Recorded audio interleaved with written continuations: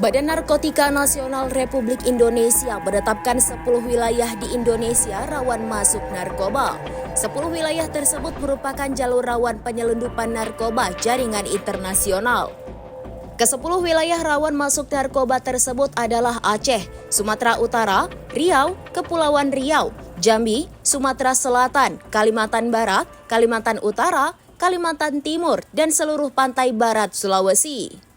Penetapan terhadap 10 wilayah yang dinobatkan sebagai daerah rawan penyelundupan narkoba itu berdasarkan hasil kegiatan penangkapan. Kata dia, dominan hasil operasi atau penangkapan yang berupa barang sitaan narkoba di BNN notabene berasal dari 10 wilayah tersebut. Martinus mengatakan bahwa BNN memfokuskan kegiatan intelijen untuk pemetaan pintu-pintu masuk atau seperti area penyelundupan narkoba.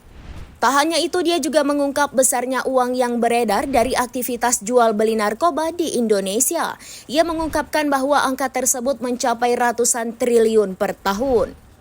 Martinus juga membeberkan soal jumlah penyalahgunaan narkotika di Indonesia berdasarkan angka prevalensi pada tahun 2023. Ia mengatakan bahwa mayoritas pengguna narkoba di Indonesia merupakan mereka yang berusia produktif atau dalam rentang usia 15 hingga 64 tahun dengan total pengguna sebanyak 3,33 juta orang.